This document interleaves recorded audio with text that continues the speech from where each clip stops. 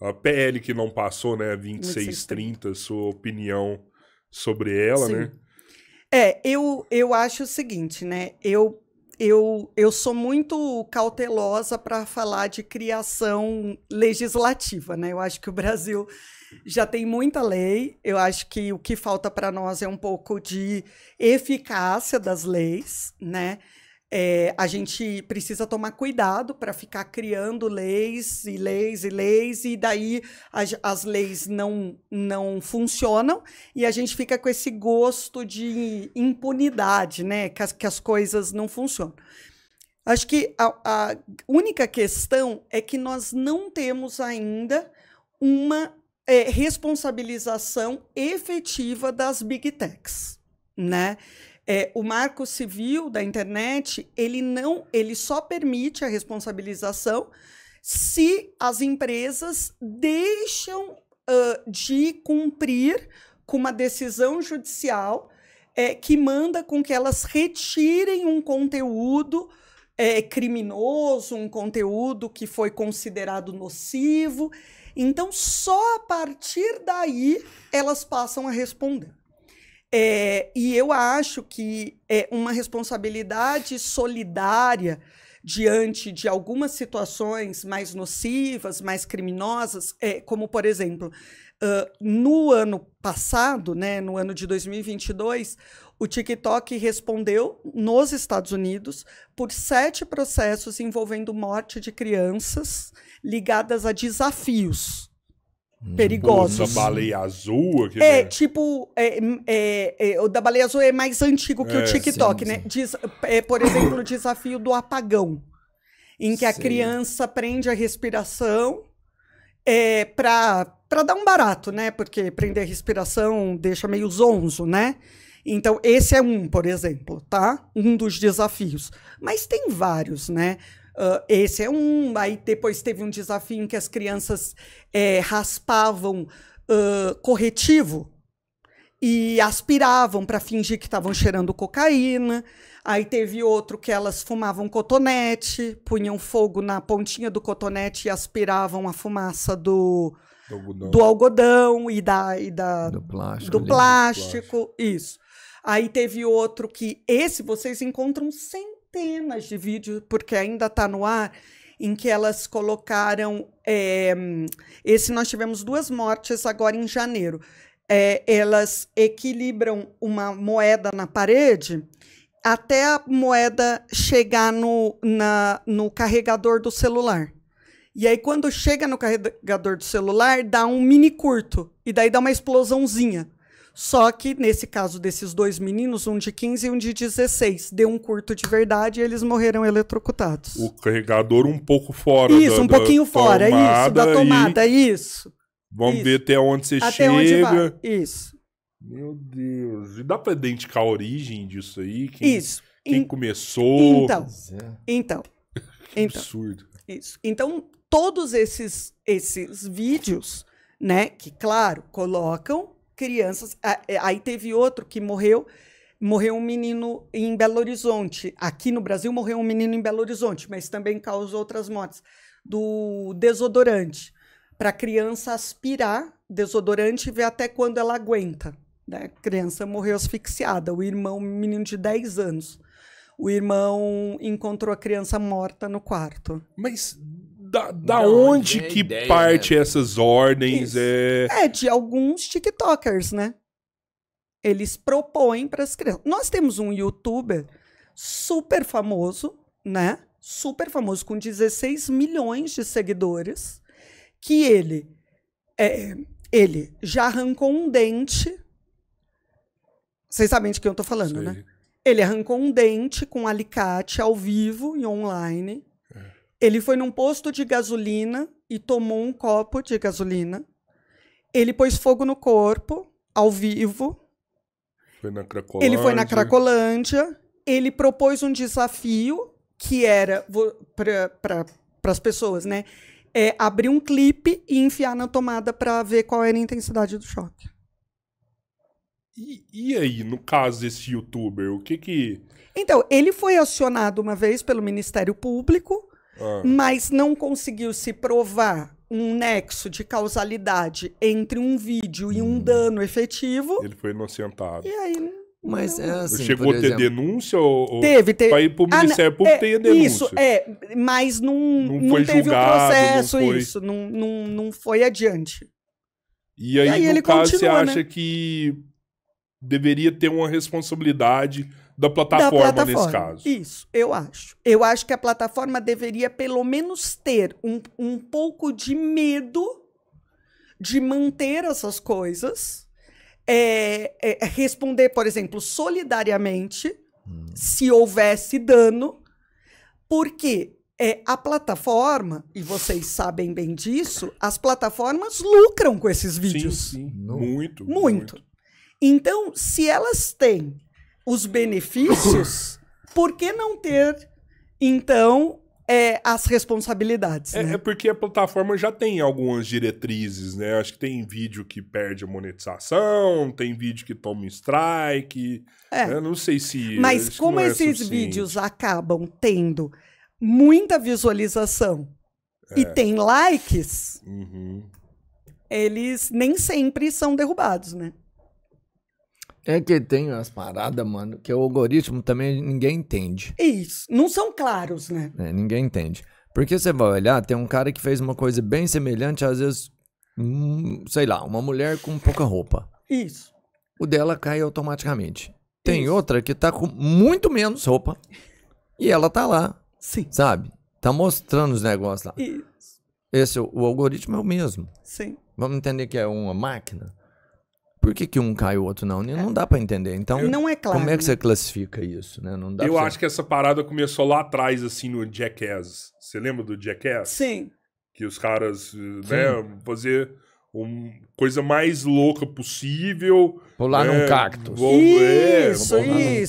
Vamos se ferrar aqui, porque vai dar muita visualização e muito like. Porque né? é muito bizarro, né? Sim. Então, a bizarrice atrai, né? No Brasil, nós tivemos o Pânico, que fez isso muito tempo em rede aberta na televisão. Sim, né? sim. O bizarro atrai, né? O bizarro atrai, né? Então, isso é perigoso, e aí a gente... e aí, eu volto, né? Quando você permite que uma criança que não tem o córtex pré-frontal desenvolvido veja isso, tenha acesso a esse tipo de conteúdo, ela não tem maturidade para receber esse conteúdo e olhar para isso e pensar, nossa, isso pode ser muito perigoso. Nossa, como ele é idiota fazendo isso. Se o cara é legal, ela pode pensar, poxa, isso é muito legal. E aí é interessante, né? Porque às vezes, vendo a história, né? Os pais, às vezes, podem pensar assim, nossa, mas a menina, o menino, teve uma menina também que morreu com esse desafio do desodorante. A mãe estava trabalhando e quando chegou em casa, a menina estava morta. Mas para morrer asfixiado assim, é coisa de menos de 1 minuto. Gente, óbvio.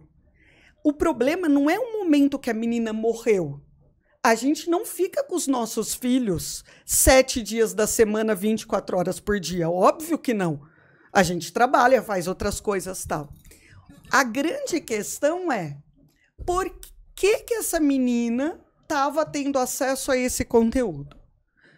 Segunda questão, essa menina nunca teve uma conversa com os pais nunca tiveram uma conversa com ela para dizer que esse tipo de coisa é perigosa. E aí eu entro, né, numa conversa aqui com vocês, que é o seguinte, né, muitos pais falam assim, né, gostam de dizer assim, né, na minha casa ninguém assiste TV aberta. Na minha casa ninguém assiste Globo, né? Tá, parabéns, que legal, né? A gente assistiu um monte de Globo, né, gente? Quando a gente era criança, né? E aí, é o seguinte, a gente assistia Globo porque era a única coisa que tinha. Na nossa época, tinha 4 canais, não era isso? Né? À noite, não passava desenho, desenho só passava de manhã. Uhum. À noite, passava o Jornal Nacional, que a gente não podia dar um pio, né? Uhum. E depois passava a novela. A novela era boa pra gente? Era instrutiva? Era adequada? Óbvio que não. Tinha violência, tinha sexo. Não era pra nós. Mas tinha na sala pai e mãe assistindo a mesma coisa. Junto, né? Junto. Falando do assunto. Falando do assunto. Ou não, mas... Mas estavam assistindo junto. Não falava, cara. Parecia um bandidão lá e falava assim. Sim, esse caboclo não falava, desonesto, malandro. Ô, esse aí é firme, ó. Nas nossas casas só tinha uma TV, gente. Nas entrelinhas tinha muita comunicação. Muita. Né? Eu falo, né? Quando tinha oportunidade, né? Vinha aquela fala. Que horror essa Maria de Fátima, né? Não se faz isso com uma mãe, né? Exato. Então, querendo ou não, havia possibilidade ali de um diálogo sobre aquilo. Hoje, cada um tem uma TV num quarto e nem precisa. Cada um tá com a sua tela aqui. Cada um tá na sua bolha. Nossos filhos vão assistir um youtuber, a gente diz para eles assim... Põe um fone, pelo amor de Deus. Não aguenta esse cara gritando no meu ouvido. E será que a gente está sabendo o que esse cara está falando para o meu filho, para o teu filho? Como que esse cara está influenciando os nossos filhos? Então, assim, nós precisamos sentar com eles e ver e conversar e dizer do que você gosta? Quem você está assistindo? Quem que são os caras que você gosta? Vamos assistir um junto. E assim, é chato. Chatérrimo. Né? Mas para poder até falar, nossa, filho, sério mesmo? Que esse cara é legal? Eu tenho que assumir minha responsabilidade. Eu não vejo 80% do conteúdo que meus filhos consomem. E também por filtros, né? Porque, gente, o YouTube aberto... Mas e o cara que no canal dele ele chama as crianças e fala assim, ó, vou ensinar vocês a montar uma conta aberta. Pra você tem 12 anos, 11 anos, aqui é só você colocar que você é de tal data, falar que você é mais 18 e abrir a conta. Esse cara tinha que ter alguma responsabilidade? Tinha. A plataforma ou o cara? O cara, assim, hoje não dá para responsabilizar a plataforma, né? Mas o cara tem que ser responsabilizado. Ele tá incitando a uma coisa errada. Inclusive, né, gente, todas as redes sociais, todas, sem exceção, todas, os termos de uso são para maiores de 13 anos. Todas. E por que 13? Porque a maioria absoluta das plataformas, né, são americanas, a exceção é o TikTok, né, que é chinês, mas o TikTok acabou seguindo o padrão das outras para poder entrar, né, no mundo ocidental. E nos Estados Unidos, as crianças são crianças até os 13, né, porque lá eles viram adolescentes aos 13, né, o 13, né, viram teens. Então, rede social é lugar de adolescente ou mais. Não é lugar de criança. Inclusive o YouTube, né, deixa claro nos seus termos de uso que crianças devem estar no YouTube Kids. Porque eles têm uma plataforma específica para criança. Esses grupos de Discord, eles são criados, será que por adultos ali? Você acha que tem adulto que lucra com aquilo ali também? Com certeza absoluta. Sim? Com certeza. Com certeza. Com certeza.